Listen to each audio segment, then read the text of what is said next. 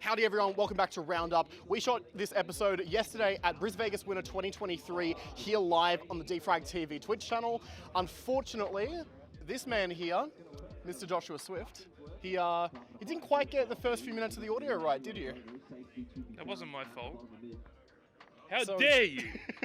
So he says. We also didn't have Ash here, but we did have him replaced by 2Tap Tony, an upgrade if you ask me. Anyway, we're going to get into this episode regardless, but if you want to skip that audio issue, skip ahead about 3 minutes or so. Anyway, enjoy the episode. See you later. Howdy everyone, welcome back to the Defrag TV Twitch channel where we are getting ready for some BrisVegas a bit later, but of course, where we do have instead, just as a little bit of a pre-show thing, is we're doing a recording of our podcast Roundup, which if you haven't seen, of course, is on Sober Esports. You can find us on YouTube, also on Apple Podcasts, Google Podcasts, and Spotify if you want to listen. We do recaps of other things, oversee Counter-Strike, and we don't have our usual host Ash with us today, but we do have a very special guest in 2Tap Tony, and once again we're also joined by Flampboy, and I am and with that. And we've got a couple of little rest moves to talk through, and then we're going to go straight into some just looking ahead at the BrisVegas weekend that's about to unfold. I'm going to start off with music. Hey, around midnight outside this betting, Fnatic and dexter to their lineup. Tony, I'll start with you. You're the special guest. Yeah, well, I was going to say it was definitely an interesting move because you looked at Dexter, what he did to Mouse, and he brought these up and comers like into the spotlight. Never really started to grow as like a team, and then they're like, all right, Dexter's gone. It's time for the next step, and you're like, all right, where does he go? He's got a German visa, so he could have went to a bunch of different teams. Rumors were like Game Legion, for example, or Fnatic. Yeah, I mean, it's good. It's a good move for Fnatic. It makes sense, literally for both parties, for Fnatic as a team and for Dexter. And really that fair as well. A little bit more of a unseasoned rookie to come in and sort of be, that type of JDC role that we saw over with Mouse. But Dexter probably going to come in and have to develop him. We get to see Mezzy. He's going to be giving up his core rounds. He's going to be able to focus on his crosshair more. So in the end, it's a win-win for both the teams. It's going to be exciting to look at. Yeah, I feel like almost, because it was a bit of a reset. It's the fact that it's like, Dexter, he's had that experience now for calling for Mouse for, quite some time and gone through a few different lesser changes there throughout his tenure. But obviously, a bit of a reset for him. It feels like it's very much going to be things changing up a fair bit. I don't know. I feel like it's going to be a very interesting move. We'll have to see how it unfolds. Fnatic, I guess, kind of have been a little bit of a mixed bag, I suppose, leading up to this rest move, with everything going on. But I think it's interesting. I mean, look, I'm very keen to see Dexter just try and bring his ideal Magic to a fresh lineup, really. Yeah. Royalties are still low. It's hard to tell, but I mean, Dexter, we know he can play, we know he can perform, we know he's probably one of the best callers when it comes to, being able to put young talent in the spotlight and being able to give opportunities towards the young guys on teams where, we see rest moves, especially, when that comes to mind with Vitality when they brought in Masuta to be that sort of sixth guy. He didn't really get any opportunities. We see Dexter really good at being able to give young guys opportunities, young guys a position to be able to perform. It's what he does best, and it's good move for Fnatic. Yeah. Well, I think I think that kind of puts a little bow on that. We'll jump back a little bit more domestic, but still keeping things very much international, as we're seeing as well. A couple of our local stars, Roflko, yourwombat, both previous BrisVegas players as well, and various events here and there. We've seen plenty of them locally, but they've taken a little trip internationally. We've seen that, they've been teasing on Twitter for a little while, posting, pictures of, oh, we're at the airport. Oh, where are we going? Oh, we're international, boys. And it's like, and then an org called Enigma Gaming, Indian-based org, tweeted today, guess our new import players, and they posted a photo, and it just has like the most slight blur over what is clearly yourwombat and Roflko. So it's pretty obvious what's going to happen. Enigma Gaming picking up those two young stars, and it's definitely a bit of a different kind of export that we've seen, but I think it's going to be quite interesting. Thoughts, gentlemen? I think it's a good move. I was going to say, I've definitely seen a lot of Roflko play recently, of course, like Yanes at main. You know, BrisVegas as well. Last time he performed pretty well. yourwombat as well, super solid player. Could slot in any role. You can really give it to him. Super smart as well. I feel like good move. I'm curious to see who else they get around that roster to really round it out. Yeah, I've heard a few rumors about players who are also going over. But Wombat, Roflko, both who have been stars domestically for the past 3-4 years. You know, we saw Roflko sort of lead DXA to ANZ main win, to champs qualification for next season. Wombat, we've sort of seen fall out of the spotlight a little bit more recently, if I remember correctly, because he stepped away a little bit, still playing a little bit, went LFT for a bit, then sort of went back and forth. Hi, Emily, you're currently in the shot. Hi, Emily. Pardon? What's the Wi-Fi password? That's a great question. Probably That's a something great, we should say. That's a great question. But that's a great question. I think there's a lot of questions about how the rest of this roster is going to shape up as well. How are you going? As we are, yes, we are recording. It's okay. Just use. That's okay. But yeah, I think Roflko, because we did see him play, in that DXA side. We saw him play, in champs and in main, and. I mean, it's been a while. It had been a while since his previous stint with Vertex. He'd done a bit of coaching. He'd done a bit of, kind of just shuffling around here and there.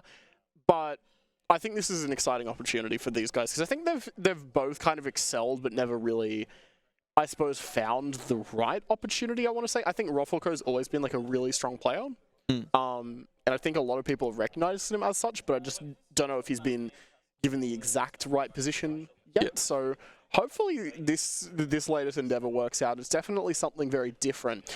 But speaking of something very different, we're going to go to a very different topic change. And this is kind of what the bulk of the podcast is about. It's why we're here right now. We're at the Kedron Wavell RSL for BrisVegas Winterland 2023 as we are just getting ready to, kick things off. We've got players arriving.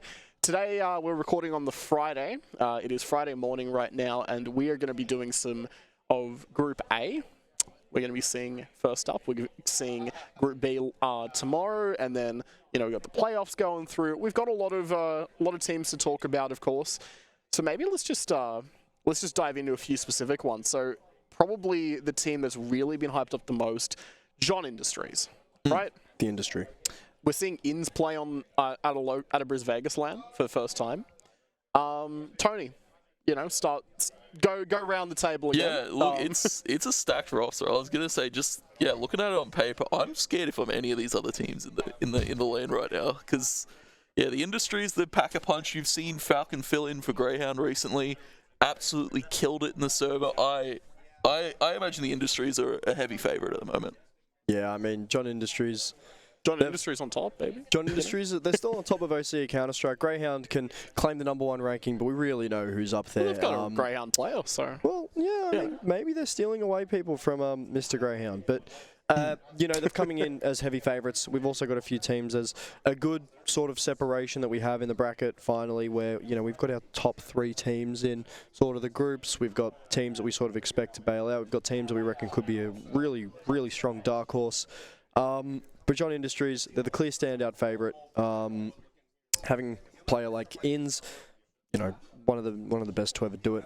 They've got Lado as well on that roster, who, from memory, now I'm going to get this horribly wrong, and he's going to absolutely hate me. So from memory, he was a really strong player. Yeah, he was strong, especially in the qualifiers as well. I think the team overall looked pretty strong, but I think Lado as well definitely could be quite a fine addition. I think he's been given a lot more room to work with in this roster as well. I was going to say, he's played a lot previously. Skyfi way back in the day. I remember Lado always used to be one of those players he didn't really talk about too much, but I reckon he's got his shot to shine here with this John Industries roster. Oh, hell yeah. Hey, Luther, I've got a question for you. Okay. Give me your top 3 players for the event. Oh, that's actually for you too, Tony. You got to think about it. That's actually a really good question. Inns, I think, has to be probably that #1. I'm looking through the team lists as well. I'm cheating a bit. I've got a laptop. Yeah, he's cheating. I'm doing this off of memory. He's cheating. He's doing it illegal. Tony, you have to answer the question now. Top three. Top 3. Okay. Inns, Savage, not Foggers. Fuck your Maybe mainstream. Focus. Depends on how well he plays. No, I'm going to say Keo. Keo?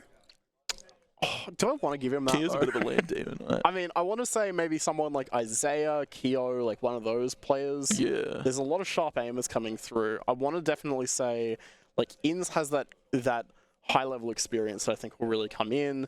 I think that Savage as well has quite a lot of experience coming through and is one of those players that has really done well. Like, and has one of the few players that is playing that actually has been on the international stage. So I think that's the top two, and then the third position. There's a lot of players that could slot in though. What about you, Tone? I don't know. Look, I'm going to You're revoked for Mr. questions for cheating. Savage. I'm going to put him as the front runner for this Okay. lane, I reckon. I reckon he goes off. Inns, yeah, definitely has to be up there. For third, yeah, it is a good question, because sometimes you've got Roflko. He He's not pops off. here! He's not here, though, Roflko's not unfortunately. here! Stop talking But about we've got him! Jaden. We've got Jaden. Jaden. And sometimes Jaden does go off. No, And no. then sometimes he goes very negative, very negative. Sometimes he goes So home. I'm gonna wild card my third pick, and I'm gonna say Foggers as my third. I hate you so much. I hate you so much. Yeah, that'd Inns, be safe call. Savage, safe call. I'm gonna Sav- give one. I'm gonna give one for you for my third. Hmm. The ball. A bit Ooh. of cheeky cheese ball. Cheeky Cheeseball. cheese ball. It's the first time he hasn't dodged land in ages. No, it's a joke. But he's got just a roster of sharpies around him. If he can call well.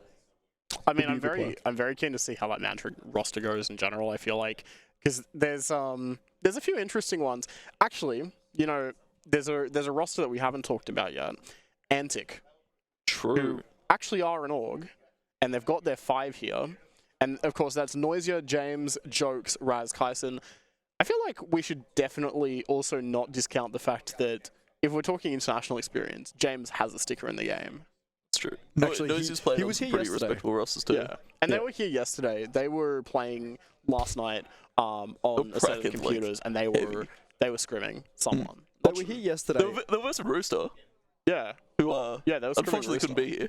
They just dodged land. But Yeah. James just kept talking about how much money he made from his sticker. It was really embarrassing.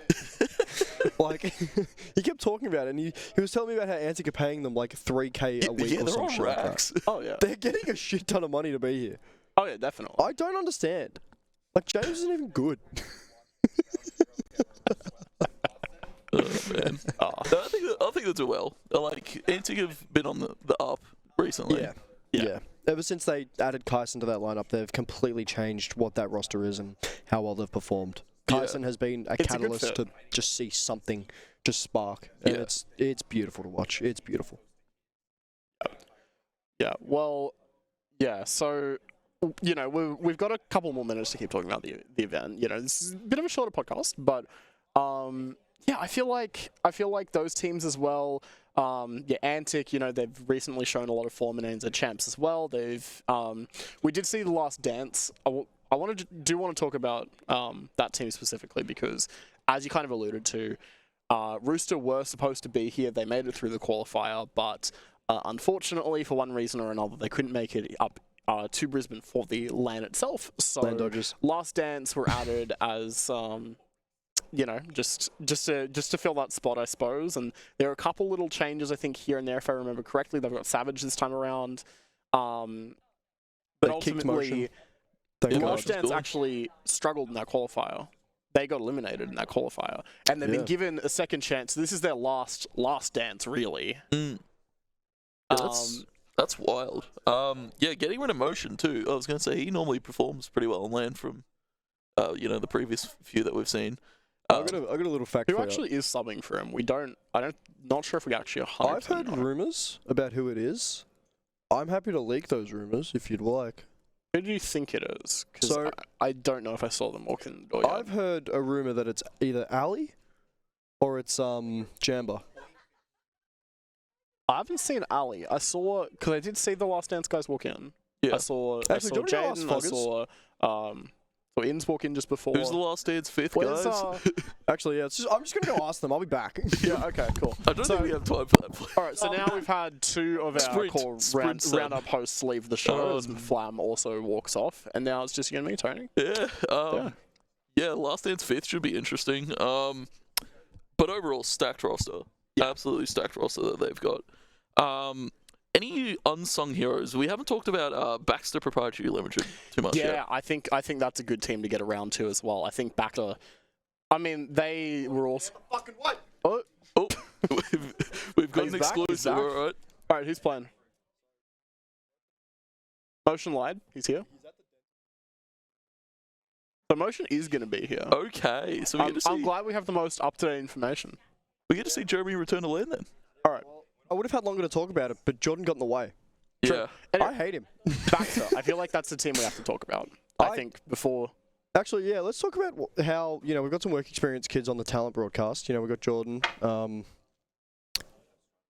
Yeah. We got we got that Baxter team. So that's Versa, Nexa, Isaiah, later I believe is playing on that roster, Yep. and Viridian.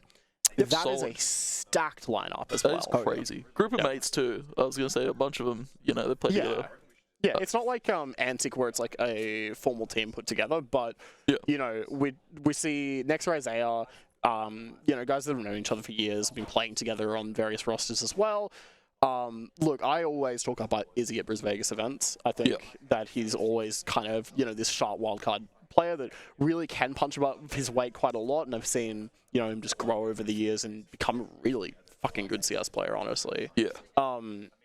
I think Versa as well in that mix, again, someone who's been around the scene a lot. Bit of a dark horse.